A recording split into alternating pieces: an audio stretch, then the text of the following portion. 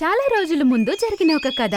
ఒక దట్టమైన అడవిలో ఒక చెట్టు కొమ్మ మీద ఒక గూడు ఉండేది. అందులో హంస యొక్క కుటుంబం జీవించేది. వాళ్ళకి ఒక బిడ్డ పుట్టాడు. అది పుట్టుకతోనే నల్లగా ఉంది. అది పుట్టినప్పటి నుంచి వాళ్ళ అమ్మ నాన్న దాన్ని ఎప్పుడూ తిడుతూనే ఉండేవాళ్ళు.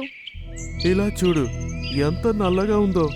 మన జాతిలో ఎవ్వరూ ఇలా నల్లగా ఉండరు. మరి ఇది ఎలా వచ్చింది? ఏవండి, సరిగ్గా చెప్పారు. వీడు ఎలా ఇంత నల్లగా పుట్టాడో తెలీదు. దీనివల్ల మనం ఎవ్వరికీ మొహం చూపించలేకపోతున్నాం. మనకు ఒక అందమైన బిడ్డ ఉంటే ప్రపంచంలో మన మర్యాద కాపాడేది. ఇలాగే రోజులు గడుస్తూ ఉన్నాయి. మరియు ఆ అంశాలు రెండు వెయిట్ చేస్తున్న ఆ రోజు కూడా వచ్చేసింది. ఆ రెండు అంశాలకి ఒక అందమైన బిడ్డ పుట్టింది. అది చూడ్డానికి వాళ్ళ అమ్మా నాన్నలాగే ఉంది. ఇలా చూడు, దీన్ని అంటారు అందమైన హంస. ఆ నల్లదాన్ని చూడు, దాన్ని చూస్తే ఆలోచించాలి హంస కాదా అని. ఆహండి, మీరు ఎందుకు బాధపడతారు? మన చిన్న కొడుకు చాలా అందంగా ఉన్నాడు. ఇప్పుడు మన ప్రేమంతా మనము మన చిన్న కొడుకే పంచొచ్చు. అమ్మా నాన్న, నన్ను ఎందుకింత వేరుగా చూస్తున్నారు? నల్లగా ఉండడం నా తప్ప. నోరుమోయ్, నీ వల్లే మమ్మల్ని అందరూ ఆట పట్టిస్తున్నారు. నువ్వు మా కొడుకుని చెప్పుకోవడానికి సిగ్గుగా ఉంది. నల్ల హంస ఏడుస్తూ ఆకాశం వైపు ఎగిరి వెళ్ళిపోతుంది. అడవిలో ఒకరోజు చిలుక రాజా పక్షులన్నిటికీ విందు ఇచ్చాడు. అక్కడ అన్ని పక్షులు వాళ్ళ పిల్లలతో పాటు వచ్చాయి. ఈ నల్ల హంస తల్లిదండ్రులను చూస్తే చాలేస్తుంది. ఓ కొడుకు ఎంత నల్లగా ఉన్నాడు, ఇంకొకడు ఎంత అందంగా ఉన్నాడు, చూపు తిప్పుకోలేకపోతున్నాం. చిలుక రాజా అక్కడికి వచ్చిన వెంటనే నల్ల హంసని చూసి, నీ బిడ్డ ఎంత నల్లగా ఉన్నాడో. వీడు మీ హంస సమాజానికే కలంకం.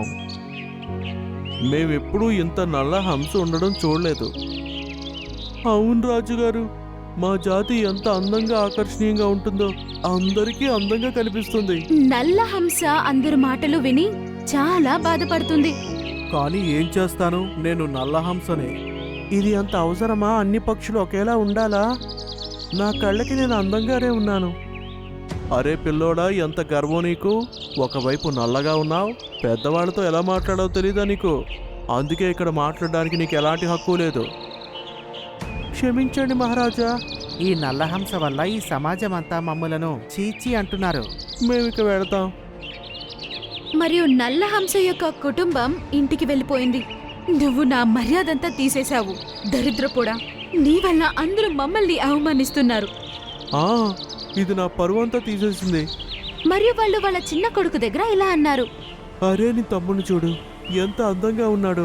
వీడి అందం కారణంగా అందరూ మాకు ఎంత మంచి మర్యాదనిస్తున్నారు. నీ వల్ల అందరూ మమ్మల్ని చూసి తలో రకంగా మాట్లాడుకుంటున్నారు. ఇందులో నా తప్పే ఉంది? నేను నల్లగా ఉన్నాను. ఇది ఆ పైవాడు రాసిన రాత. అయినా నేను మీ పిల్లవాడినే కదా. నాకన్నా చిన్నవాడు అందంగా ఉన్నాడు, నేను నల్లగా ఉన్నా. దానివల్ల నాకేంటి? రక్తం అయితే ఒకటే కదా.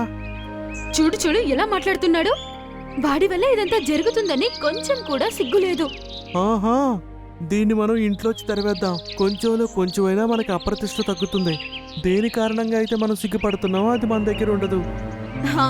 ఎలాగో ఇక్కడి నుంచి వెళ్ళిపోతే కూడా ఎవ్వరికి ఏం బాధ ఉండదు. మాకింకా మంచిదే అవుతుంది. ఎవ్వరూ మమ్మల్ని ఏడ్పించరు. వీడి వల్ల మమ్మల్ని అందరూ చాలా ఏడ్పిస్తారు. అక్కడ చూడండి, నల్ల హంస యొక్క అమ్మా నాన్న అని. నన్ను ఇంట్లోంచి వెళ్ళమనేంత అవసరం మీకు లేదు. నాకు నేనుగా నేనే వదిలి వెళ్ళిపోతున్నాను. నాకింత భేదభావాలున్న కుటుంబంతో నివసించడం ఇష్టం లేదు. నలుపు తెలుపు రంగుల వల్ల నాకేం పట్టదు. మరియు నల్ల హంస అక్కడి నుంచి వెళ్ళిపోతుంది. మరియు అది వేరే అడవికి వెళ్లి జీవిస్తూ ఉంటుంది. వాళ్ళ అమ్మా నాన్న ఉంటున్న ఆ అడవికి ఒక పిల్లి వస్తుంది. మరియు అది ఆ అడవిలో ఉన్న అన్ని పక్షుల్ని వేటాడి తినేసేది. నల్ల హంస యొక్క అమ్మ మాత్రం మిగిలింది. మరియు అడవిలో ఉన్న వేరే పక్షులు నల్ల హంసకి ఈ మాట చెప్పింది.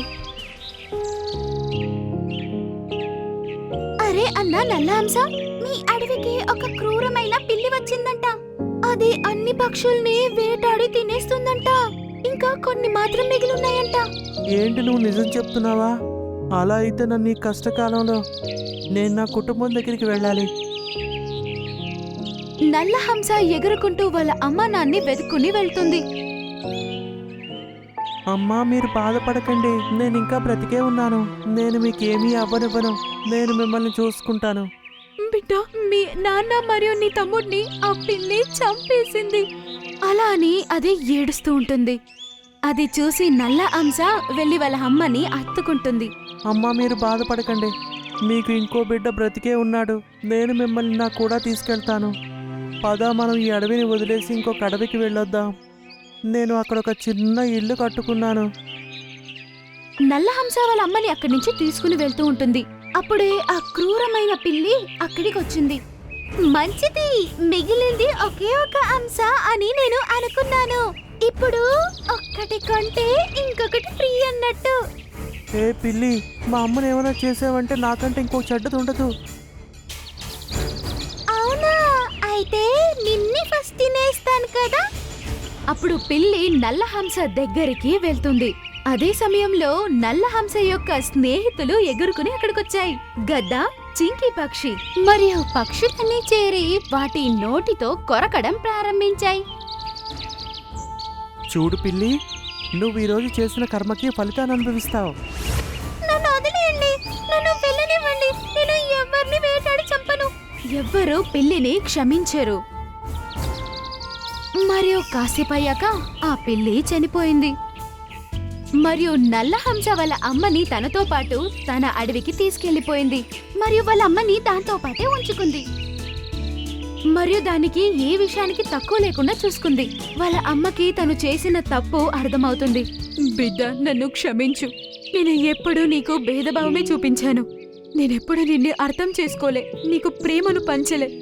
నేను నీ నల్ల రంగుని మాత్రమే చూశాను. ఒకవేళ ఈ రోజు నువ్వు లేకపోతే నన్ను కూడా ఆ పిల్లి చంపి తినేసేది. నేను ఏమీ చేయలేకపోయేదాన్ని. ఏం పర్లేదమ్మా, తప్పులు అందరూ చేస్తారు. మంచి విషయం ఏంటంటే మీరు మీ తప్పును తెలుసుకున్నారు, మీ ఆలోచన మార్చుకున్నారు. నలుపు తెలుపు అనే భేదమేమీ లేదు, అందరూ ఒకటే. తర్వాత నల్ల హంస మరియు వాళ్ళ అమ్మ ఇద్దరూ సంతోషంగా జీవించడం ప్రారంభించారు.